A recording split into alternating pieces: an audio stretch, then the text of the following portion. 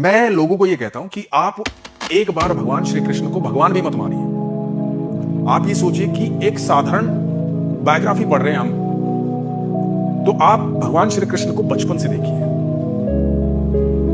135 साल वो इस धरती पर रहे। उनके आने से पहले 7 बहन भाई दुनिया से जा चुके थे। 8वीं संतान थी वो देवकी की। ठीक है, बचपन में ही माता पिता का साथ छूटा। पिता को ले जाकर के नंद बाबा को, यशोदा मैया को देना पड़ा। वहां पर 11 साल का जीवन व्यतीत किया। उसमें कितनी नकारात्मक ऊर्जाओं ने अटैक किया, कितने राक्षसों ने अटैक किया, कितनी लीलाएं उन्होंने बचपन में दिखाई, वो सब हम सबको पता है ना। उसके बाद वहां से सोचो उन्होंने त्याग क्या किया, डिटैचमेंट ऑफ लाइफ।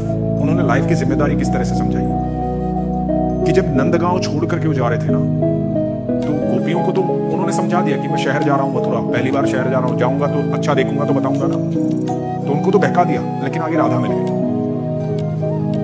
जब राधा मिली तो राधा बहुत उदास थी।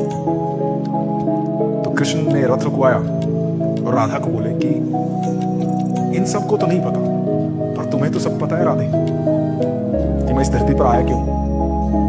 अब जिम्मेदारियों का समय शुरू हुआ। तो राधा रानी ने कहा कि सारी दुनिया जो है ना, वो तुम्हें देख रही है अलग अलग तरीके से, अलग अलग भाव से।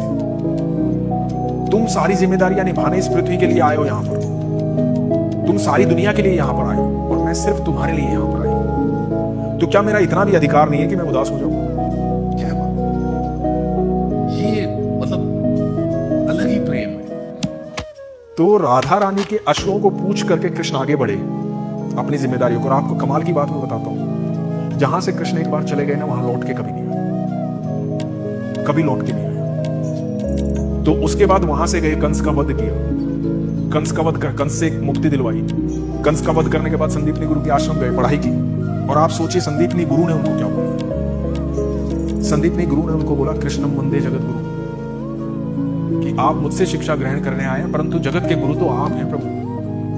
ये एहसास संदीपनी गुरु को हुआ कि ये जगत के गुरु तो भगवान श्री कृष्ण है। जो उन्होंने लीलाएं की, आप सोचो इतना प्रेम कोई किसी को कर सकता है कि वो द्वारकाधीश होते हुए, राजा होते हुए, अपने गरीब मित्र को आता हुआ देखता है, भाग करके गले लगाता है, अपने सिंहासन पर बिठाता है, जिसके चरण अनंत ब्रह्मांड धोता है, जिसके चरण अनंत ब्रह्मांड धोता है, अनंत ब्रह्मांड का हर जीव जिसके चरणों में पड़ा रहता है, वो स्वयं अपने मित्र के चरण धोता है। इतना प्रेम कोई कर सकता है? इतना प्रेम कोई कर सकता है कि द्वारकाधीश होते हुए राजपाट छोड़ करके अपने दोस्त का सारथी बनकर आ जाता है रथ हाँकने के लिए युद्ध में। आप किसी दोस्त को बोलो कि यार यहां से पूना तक जाना है, एक रईस दोस्त को बोलो, अमीर दोस्त को, कि पूना तक जाना, तो गाड़ी ड्राइव कर लेगा? वो मना कर देगा सर। और आपके झगड़े में तो आएगा ही नहीं। ड्राइवर भेज दूंगा, ज्यादा ये होगा। आपके झगड़े में तो आएगा ही नहीं। और वो तो द्वारकाधीश होते हुए सब छोड़कर महाभारत करने आ गए, अपने दोस्त का रथ हाँकने आ गए। इतना प्रेम सर, उन्होंने जो प्रेम किया है ना पूरे जीवन में, और जो त्याग दिया है, वो इस ब्रह्मांड में किसी ने कभी नहीं दिया।